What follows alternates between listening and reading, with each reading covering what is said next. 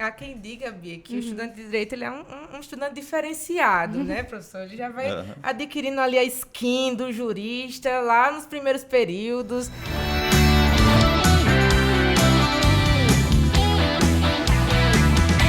Oi, gente! Um oi especial para os futuros estudantes de Direito. Esse episódio foi desenhado, planejado especialmente pensando em você que já vai seguir a carreira jurídica. Sem segredos por aqui, a gente vai desbravar como é que é a carreira, a profissão, os salários e tudo mais que envolve aí o direito, né? As delícias que o direito oferece. E aí você já pode ir compartilhando esse vídeo, já deixa o teu like, ativa o sininho, se inscreve no canal do Jornal da Paraíba e também segue a gente nas redes sociais, @LaVemOEnem. Para compartilhar experiências profissionais, convidamos Ricardo Berilo, advogado, mestre em Direito e Sustentabilidade, especialista em Direito Processual Civil, chefe da assessoria jurídica da Secretaria de Segurança Urbana e Cidadania de João Pessoa, secretário-geral e membro efetivo da Academia Paraibana de Letras Jurídicas e professor do Centro Universitário Uniesp em cursos e graduações e pós-graduação.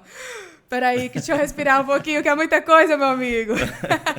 E Maria Eunice Cabral, que é advogada, jornalista, nossa aqui colega de profissão também, e mestre em Ciência da Informação. Atualmente é pós-graduanda em Direito Público, em Docência ao Ensino Superior e em Direito Previdenciário.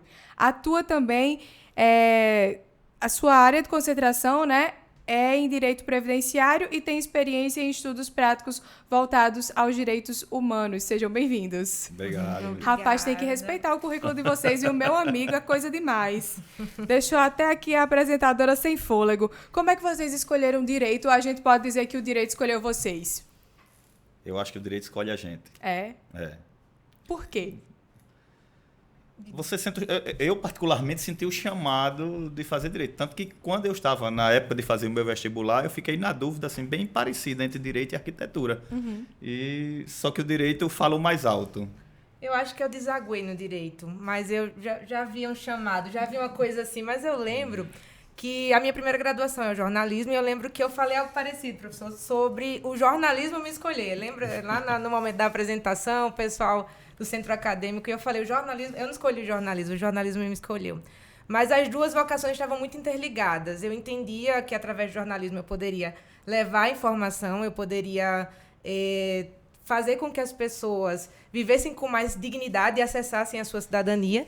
E quando eu vou para o direito, é na tentativa de acrescentar ao jornalismo um pouco aí desse exercício de cidadania. Então, eu escolho o direito ali com o jornalismo já encaminhado na metade do curso. Eu entro no curso de direito para somar o jornalismo, só que aí no meio do caminho eu vou sendo tomada pelo direito, mais à frente eu vou sendo tomada pela advocacia. Não é um sonho antigo, mas eu acho que... Eu falei isso quando eu abri o escritório, que me parece que eu estava realizando um sonho que eu nem sabia que sonhava. Exatamente. Nossa, isso é forte, hein? E nas duas tinha que ser bastante argumentativa. Com certeza. Né? A lábia, ela tem, né, não? Com certeza. Quais foram as estratégias que vocês usaram aí para passar no vestibular?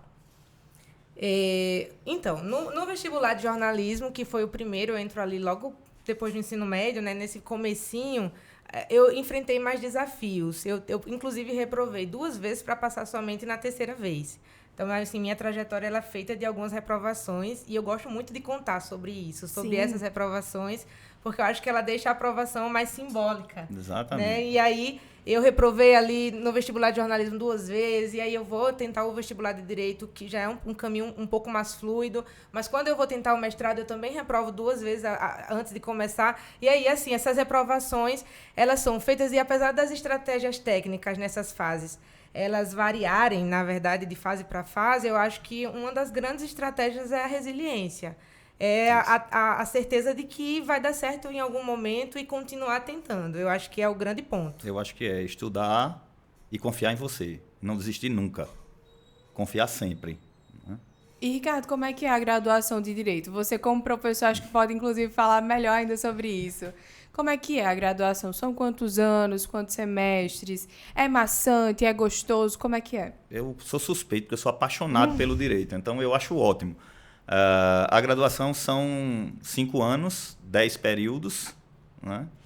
e você vai escalonando, né? Você começa com a parte mais geral e aí vai começando a ver os ramos do direito, e aí aquele ramo do direito vai lhe chamar, né, professor? Isso, de alguma forma Aquele a gente ramo. cai ali. Mas é muito bom cursar direito. Como é que é? É ótimo. Porque esse episódio, assim, é especial para quem está pensando no direito, né?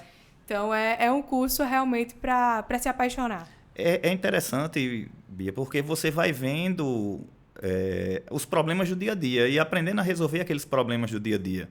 Né?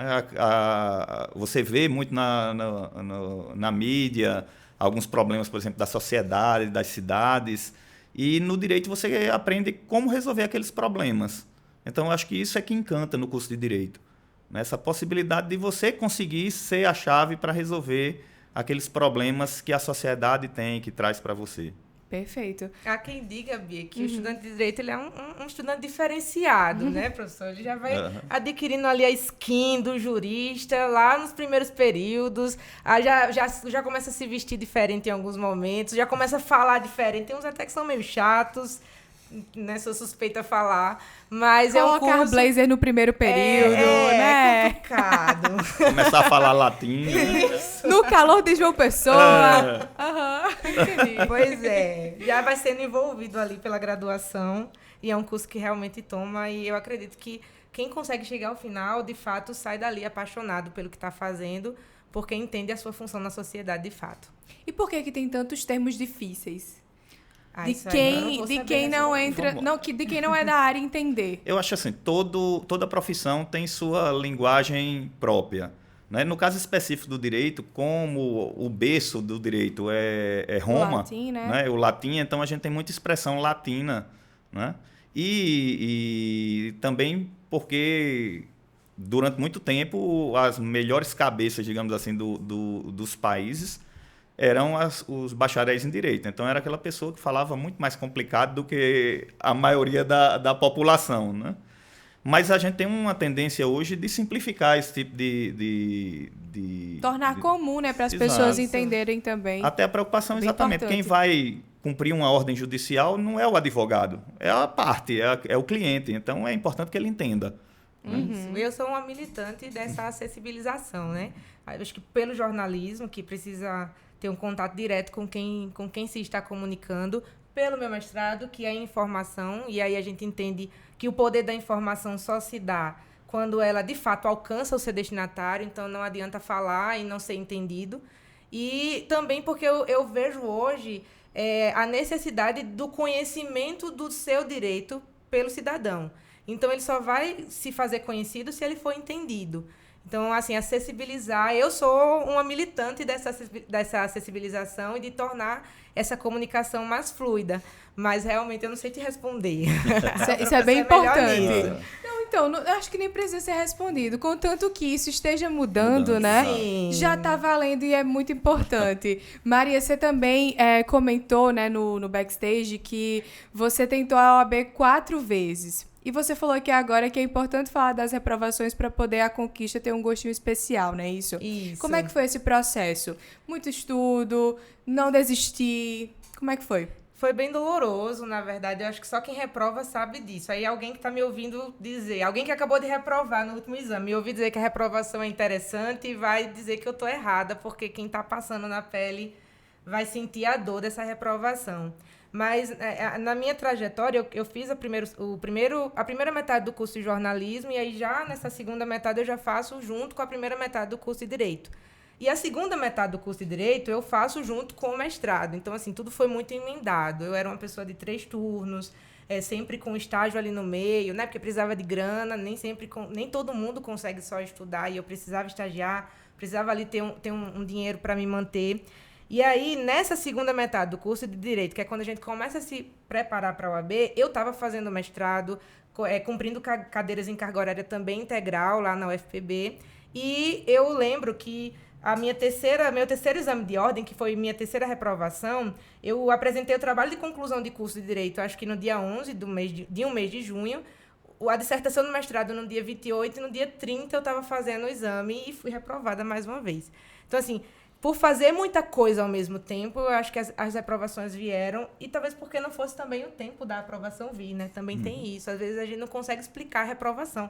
A OAB, ela às vezes é cruel, né, professor? Às vezes é uma questão que não diz o quanto que aquele aluno estudou, deixou de estudar. Às vezes é porque não era para ser. Eu acredito muito nisso no curso da vida. E das certezas que eu tinha, aí nessa última reprovação, eu lembro que eu fui para um barzinho tomar uma caipirinha com meus amigos, assim, ser consolada. Merecido, né? E aí, no meio, quando a caipirinha começou lá, eu comecei a chorar, e eu chorava muito. Afogando as lágrimas, mágoas com querosene. Exato, e eu lembro que eu chorava, assim. Pela risada, eu acho que essa também é a sua escapatória. Faz parte. Faz parte. Né? E eu lembro que eu chorava por 2 motivos, assim. Eu chorava, primeiro, porque eu achava que eu não ia conseguir. Eu dizia, poxa vida, a minha intenção em passar é tão genuína. Eu quero ser advogada porque eu quero ajudar outras pessoas. Por que todo mundo passa e eu não passo? Mas o segundo motivo que vinha, assim, era porque eu estava cansada. Eu vinha de uma jornada muito pesada de escrever, de estudar. E eu sabia que eu não ia poder parar para descansar. Eu ia dormir, talvez, 1 ou 2 noites sem preocupação. E na terceira noite eu já teria que começar uma nova rotina de estudo.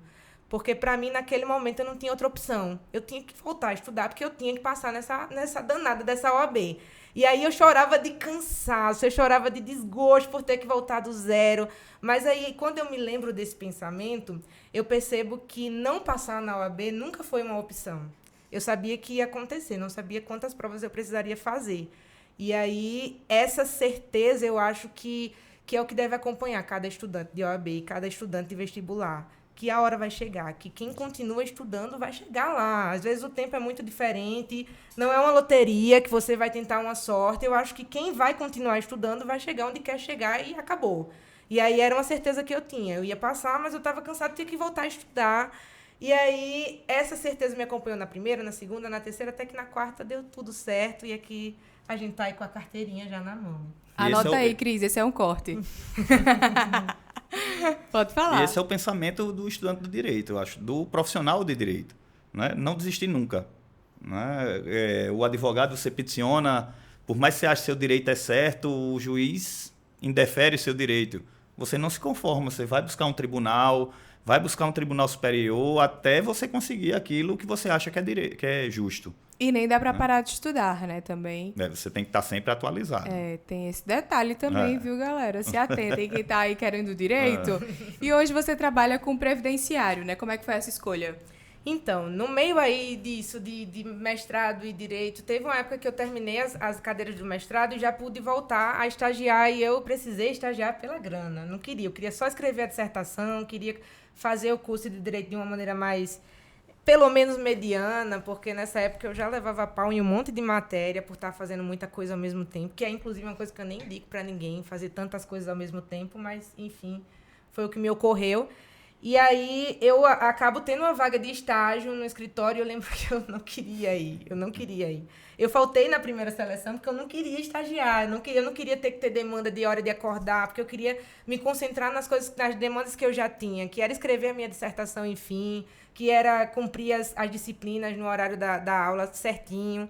Mas aí eu precisava de grana e tive que estagiar.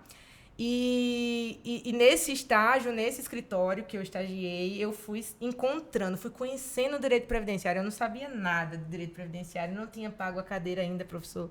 E era uma coisa que me parecia tão distante. Eu não tinha nenhuma pessoa da minha família assim que eu já pudesse ter ajudado na aposentadoria para dizer que eu conhecia ali a normativa, nada. E aí eu começo a conhecer ali nos bastidores, um pouquinho à frente eu começo a sentar com os clientes e eu percebo, eu acho que isso aqui é legal, eu acho que eu gosto disso aqui. Quando eu entro nesse escritório, eu nem entro querendo a advocacia. Eu pensava do mestrado ir para o doutorado, tentar a docência. Também sou apaixonada pela docência, pela ideia da docência. Eu acho que há magia nisso, né, de passar o conhecimento. Mas eu comecei a me ver como advogada, comecei a me ver com a possibilidade. E eu pude ver como que no previdenciário especificamente, as pessoas de fato eram muito ajudadas. Eram pessoas que não tinham renda nenhuma e poderiam receber ali, a partir dali, um salário mínimo por causa da intervenção de um advogado. Era uma viúva que perdeu seu esposo, um filho que perdeu seu pai, receber uma pensão por morte, por intervenção de um advogado. Era alguém que estava muito doente, que não tinha como trabalhar, receber um auxílio-doença por intervenção de um advogado. Então, eu comecei a perceber que talvez ali na advocacia eu pudesse ajudar tantas pessoas quanto eu pensei ajudar no jornalismo, e aí vira uma chave. E aí eu me vejo sendo envolvida quando eu sou tomada completamente pelo direito previdenciário e pela advocacia e entro nessa jornada. E hoje eu não me vejo em lugar nenhum. Isso é interessante. Assim como a gente falou, né, que o direito escolhe a gente, a área também escolhe a gente. Não é a gente que escolhe. Você pode fazer seu curso, eu vou fazer isso aqui. Mas quando você vê, você está fazendo outra coisa totalmente diferente, né? Porque a área ela escolhe. Tem aquele chamado, eu digo isso aos meus alunos. Você chega, vou abrir meu escritório, vou advogar em tal área. Entra um cliente de uma área que não tem nada a ver com aquela que você quer advogar. Você vai pegar a ação dele, vai fazer, e vai acabar se encantando com aquilo, e vai acabar fazendo aquilo. Né? E outra coisa interessante é exatamente o estágio. Né? O estágio é onde cai a ficha. Né? Você, por mais que você tenha conhecimentos, adquira conhecimentos vamos ver outra coisa, né? Na hora do jogo lá, você vai... Tudo aquilo que veio, que você aprendeu em sala de aula, vai... aparecer ali. E você, Ricardo, como é que chegou à Academia Paraibana de Letras Jurídicas? Vamos Não lá. É bonito, né? Para ser acadêmico, você tem que ser votado pelos acadêmicos que já estão lá, né? E tem que ter uma produção literária, né? Escrever livros, artigos, revista, e aí você participa. Eles publicam um edital, inclusive agora está com um edital aberto para uma das vagas. Tem um mínimo de livros e Não, artigos? não tem mínimo. Não. Você vai avaliar, os acadêmicos vão avaliar seu currículo e dentro daqueles candidatos eles elegem aquele que eles acham que deve participar. Graças a Deus eu consegui essa vaga. Graças a Deus estou participando da diretoria agora também, que é uma coisa bem gratificante. E imaginou também que um dia seria professor e propagar o conhecimento todo adquirido ou nunca? Não, nunca. Essa história de professor apareceu na minha vida meio que como uma brincadeira.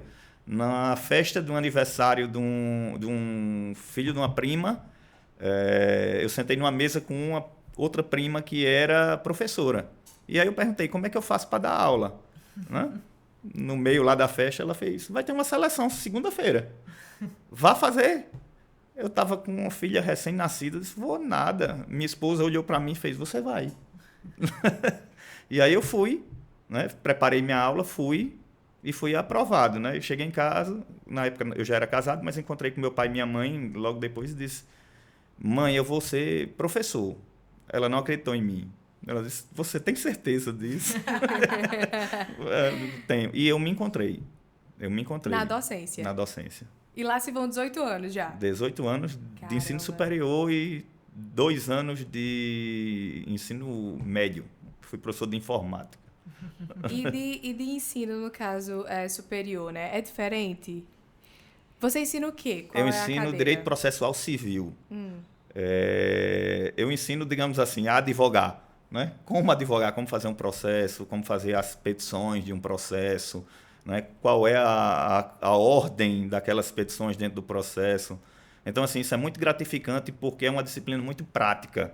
Né? É uma disciplina que o aluno consegue ver o que é que ele vai fazer, que eu acho que a grande dificuldade do professor é tirar o aluno do livro e colocar, na vida real é assim. Eu sempre brinco com meus alunos na primeira aula, eu digo, meu grande desafio hoje, nesse semestre, não é ensinar direito a vocês, é fazer vocês entenderem o direito do lado de fora, ali do portão da universidade. Como eu vou aplicar isso na vida? Né? Exatamente. É a parte mais importante, né? Sim, é preparar para o mercado de trabalho mesmo. Isso. E se você também quer chegar longe, ter uma ótima base escolar é imprescindível e o ISO se preocupa com essa base, com essa formação. Além de ser o colégio que mais aprova na Paraíba, o ISO tem a missão de preparar os alunos para esse mundo em transformação. E isso é muito ISO. Bem, aqui tem 2 áreas, né, do direito. Na verdade, acho que mais de 2, porque cada um exerce mais de uma coisa. Quais são as áreas do direito, além de advogado, juiz, essas que a gente conhece que são mais populares? Hoje, eu acho que uma área que está se popularizando muito no curso de Direito é a área policial. As carreiras policiais, né, delegado, agente de polícia, A parte de perícia também é uma parte que está muito, muito pulsante hoje em dia. E tem as sub-áreas também, né? E aí eu queria fazer uma outra pergunta. Como é que você chega, por exemplo, para ser juiz? Você tem que ter um pré-requisito antes? Como é que funciona isso? É através de carreira, de anos? Para ser juiz, você tem que fazer um concurso de provas e títulos, né? Que geralmente é um concurso dividido em 4 ou 5 etapas, que vão desde uma prova objetiva de marca X, tem uma prova subjetiva com sorteio de um tema, né? E até uma entrevista com os desembargadores lá do tribunal. Você falou de concurso e é uma das áreas mais procuradas, né, pelo direito. É a área de concurso, quem faz direito. Por quê? É o que mais dá dinheiro? Acho que pela estabilidade, não é o que mais dá dinheiro. Geralmente se ganha bem no concurso e tem uma estabilidade. Mas na advocacia o céu é o limite, né? Se começa ganhando bem no concurso público, né? Porque na advocacia a gente começa do zero, normalmente. Primeiro semestre do meu escritório foi um amigo meu que pagou o aluguel, porque eu não conseguia pagar o aluguel da salinha. Ele falou assim, vou pagar o aluguel, você vai abrir seu escritório. E aí a gente começa ali captando os primeiros processos, esperando que esses processos terminem. Na área do direito previdenciário, a gente costuma ter a cláusula de risco, que só ganha se o processo tiver um êxito ali no final. Mas no concurso você estuda por um tempo, passou e já começa com um bom salário. Mas eu diria... Qual é a média salarial? Tem de todo tipo. Tem desde... A partir de... acho que começa ali com os 5, né? Um técnico, aí vem um analista. Porque tem os cargos Você menores. Pode já, sem o curso superior de direito, já ter concurso na área dos tribunais e já começar a entrar por ali. É uma área legal de 3, 5, 10, 15, defensoria ali pagando 20, quem sabe, juízes ganhando 40, 50, ganha muito. Mas como o professor falou, na advocacia o céu é o limite. E aí quando se entra no trilho da advocacia, pode-se ganhar isso e muito mais. Eu ia até perguntar mais pra frente, mas já vou perguntar agora, puxando o gancho do que você falou, Ricardo. As pessoas que não passam na OAB, né? Elas podem trabalhar com quais outras áreas? Na verdade, sem uma aprovação na OAB ou sem uma aprovação em concurso, em direito fica bem restrito o campo. Né? Você pode, por exemplo, trabalhar num escritório de advocacia, mas você não vai poder assinar como advogado, não vai poder ir para a audiência, né? Não vai poder representar o cliente como advogado. Você fica mais como um assessor ali do advogado. Nos bastidores. Isso. Eu trabalhei um tempinho, né? Eu passo na OAB somente quando eu concluo o curso. Então, eu passo, acho que 5 meses, já bacharel e sem ter a OAB. E aí, o cargo devido seria o analista judiciário dentro de um escritório. Que aí tem um salário bem menor do que o do advogado. Mas também não assina nada. Não assina nada. Faz mais a parte dos bastidores, mas sem, de fato, estar como advogado. Entendi. E você aí que parou de estudar para o Enem, olha só, tem gente que não consegue parar de estudar. É o caso de Ellen Caroline, que preparou um vlog para a gente e ela passou já para Direito, já cursou a graduação e agora está estudando para a OAB. Vamos dar play no vlog dela. Olá, me chamo Ellen, estou estudando para a aprovação da OAB e vim aqui falar um pouquinho da minha rotina para vocês. Minha rotina ela se inicia às 5 da manhã. E aí hoje eu vou fazendo minhas tarefas domésticas, monto minha marmita do almoço, do café da manhã. Tiro aí 30 minutinhos para dar uma estudada e já me organizo para ir trabalhar.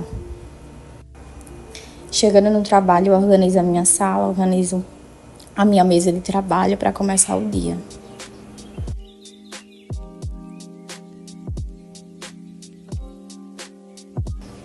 No meu horário de almoço eu também estudo, eu assisto a aula e em seguida eu vou responder as questões relacionadas à aula que eu assisti.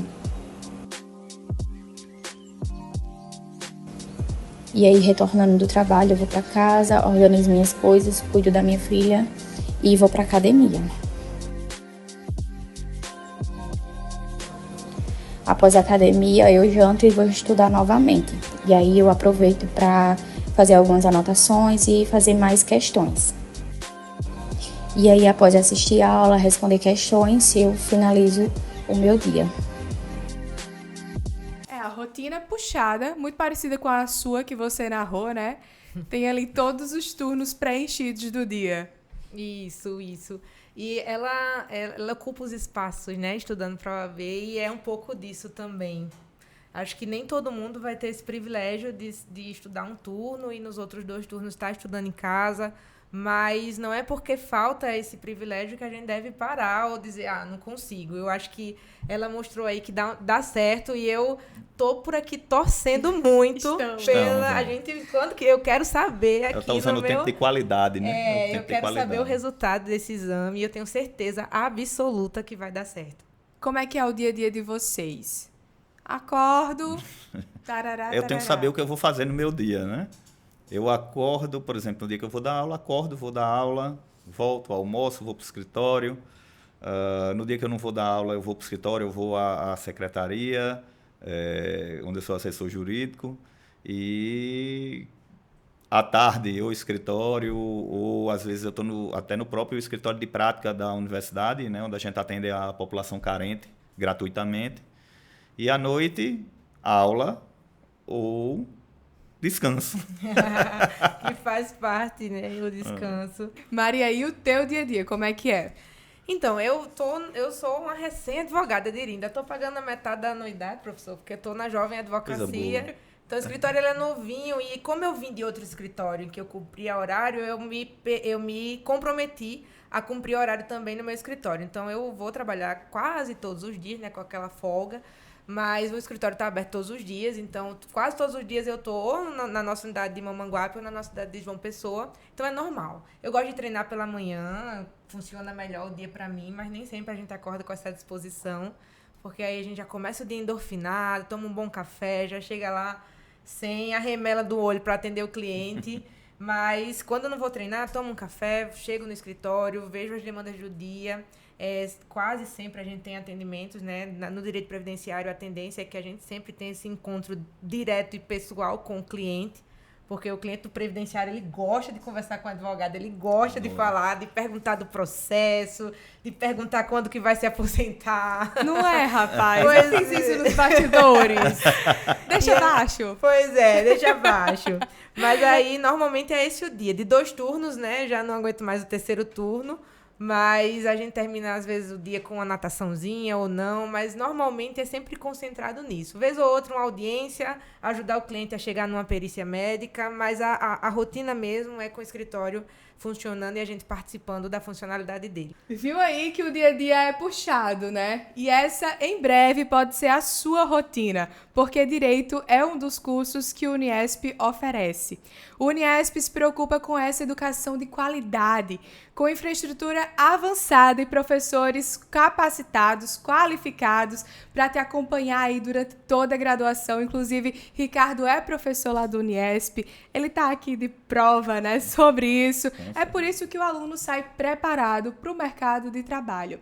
E eu tenho uma notícia muito boa para dar a você. É que as matrículas do primeiro semestre de 2025 já estão abertas. Então, aproveitem, porque no Uniesp o seu futuro vale mais. Né, professor? Com certeza. Assina embaixo? Totalmente. Então é isso aí. Como diria no direito, acompanha o relatora. Olha aí. Galera, quais os desafios que vocês enfrentaram aí? Ou que ainda enfrentam no direito? Então, cada cliente é um desafio. Eu acho que hoje, pessoalmente, o meu maior desafio é lembrar que o cliente é gente. Que ele não é só uma procuração, não é só um contrato. Que aquela pessoa que está sentando comigo, ela tem demandas pessoais, dores pessoais e não levar ela somente como um processo, como uma pasta no meu sistema, como mais um número lá no PJE. E aí, essa era a grande motivação ali, quando eu estudava para a OAB, quando eu fui construindo a minha carreira, e é ao que eu tento me levar sempre que eu acordo. E às vezes a gente se perde um pouquinho, né, professor? Exato. O direito, ele é burocrático, o direito, ele também é duro, ele é penoso, às vezes, ele é cru. Mas, quando a gente advoga, a gente está trabalhando com ser humano, que tem dores, que tem demandas emocionais, gente que senta para chorar com a gente que senta para confiar que a gente vai talvez conseguir mudar a sua vida. E aí hoje o meu grande desafio é esse, lembrar que a minha advocacia é sobretudo para ajudar pessoas. E os honorários eles estão vindo e eles continuarão vindo por consequência, mas o meu grande desafio é não deixar que eles sejam a prioridade do meu trabalho. Eu acho que é isso. Bonito. De fato, eu brinco com meus alunos, Bia, eu digo que quando a gente se forma em direito, a gente vai advogar, por exemplo, a gente ganha 3 diplomas, né? A gente é advogado, a gente é psicólogo, né?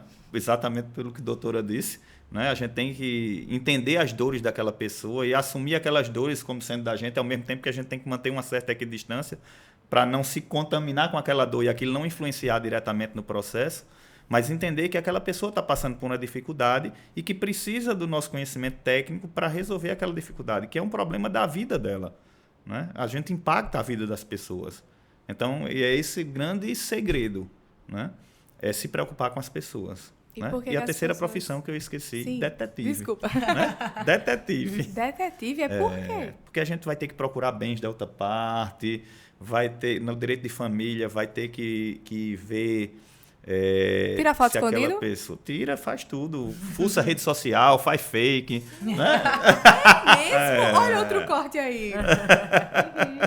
Certo? O que mais? Me conta, gostei printa dessa tudo, parte. né? Printa tudo. Printa tudo, guarda, né? Isso pode ser usado como prova. Né? Interessante. Áudios? Áudio, vídeo, tudo. Tudo. Entendi. Como diz no filme, né? Tudo pode ser usado contra você, né? Pois é. E por que o pessoal acha que advogado sabe de tudo? Vem com o assunto X, mas você advoga sobre Y. Por quê? Eu acho que talvez... Isso acontece com frequência? Acontece. Sim. Né? Eu acho que talvez por não entender que há uma especialidade também dentro do direito. Né? Lógico que, assim como o médico, por exemplo, a gente sai da faculdade generalista, mas a gente vai se dedicar a uma área. Né? Então, a gente vai... Eu brinco com meus alunos, eu digo, olha, não me pergunte de direito penal, porque a única coisa que eu sei de direito penal é levar uma quentinha para o meu cliente se ele for preso. Eu estudei direito penal. Vou pegar essa resposta, vou começar a usá-la. Mas realmente, assim, eu não tenho. E aí eu brinco, eu tive um professor que dizia isso, dizia, olha, o Estatuto da OAB devia proibir advogar para a família. Né? Porque a sua família sempre vai achar que você Sabe tudo. sabe de tudo, tem que resolver todas as dúvidas. Né? E resolver todos os problemas do mundo. E na prática não é assim, né? Não, na prática não é. Inclusive, hoje eu já me permito, né, dizer imediatamente, olha, não sei. Que é uma coisa que advogado também às vezes não sabe dizer, né? Eu não sei, não é da minha área. No começo, Vou né? consultar alguém. Né? Isso, vou te indicar algum profissional com competência que vai lhe atender com excelência. Eu não sou a melhor que você vai ter de resposta, a melhor que vai te ajudar.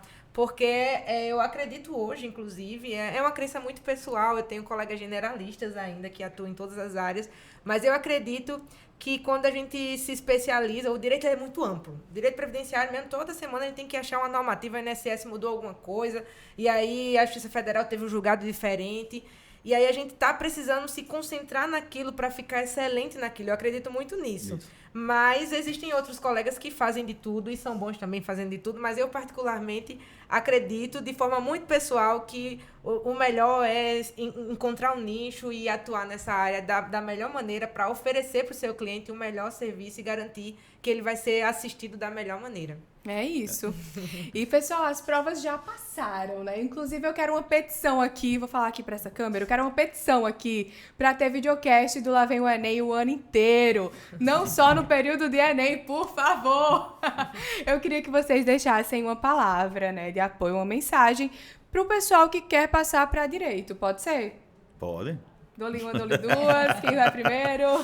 Não, eu acho que o grande segredo, né, como eu estava falando aqui em off também, né, a gente, durante um período, se falou muito de que a área de direito está saturada. Não está, de jeito nenhum. Né? Para quem é bom, sempre tem vaga. Né? Algumas áreas de direito que são extremamente novas, digamos assim, a gente tem direito e tecnologia, nessa parte de inteligência artificial, que está muito presente no direito, porque tudo que envolve a sociedade está presente no direito. Então, o direito é um mundo a ser explorado, né? E a gente está precisando de exploradores. Pois é. Eu não sei se eu falaria para todos, eu nem sei se vou ser compreendida por todos, mas vai ter alguém assistindo que quer fazer direito. E aí eu vou compartilhar com você que não existe, que o direito é uma vocação. A gente não consegue escapar dela. E ela está muito interligada, vinculada à ideia de ajudar outras pessoas, de mudar a vida de outras pessoas. Então, o exercício do direito, o exercício da advocacia, da minha advocacia, ele é um exercício coletivo. Você vai mudar a sua vida, vai ganhar dinheiro. A advocacia dá dinheiro, né, professor? Dá dinheiro, vai fazer você comprar seu carrinho e morar num lugar bacana. Dá dinheiro a advocacia. Mas você também vai poder mudar a vida de outras pessoas. Então, eu acho que é sobre isso. É entender que não é só sobre você, que a sua vocação não acaba em si mesmo. E aí, talvez outras pessoas tenham outras vocações, talvez mais individuais, não tão coletivas, e isso não é ruim. Mas para aqueles que querem fazer direito, não escapem dessa convocação e venham somar, porque nós sempre vamos precisar de bons advogados, de bons juristas para fazer a diferença na sociedade. Mensagens lindas. Muito obrigada, pessoal, pela participação de vocês aqui no nosso videocast. Ah, eu que agradeço. Que honra, que honra. Olha só, tô sentada ao lado de um mestre. que tem 4 dígitos na OAB, pois né? Você falou aqui que sabe que é mestre quando tem 4. Exatamente. E quando tem 3? Aí 3 são raríssimos. Raríssimos. Estão mais vivos, talvez. E é assim que a gente acaba o nosso videocast de hoje. Quer ficar por dentro desse e de outros assuntos que tem tudo a ver com o Enem? Ah, você já sabe, né? É só acessar o lavemoenem.com.br. Segue a gente também nas redes sociais, @lavemoenem. Ativa o sininho para não perder nenhum vídeo. Cheiro, até o próximo episódio.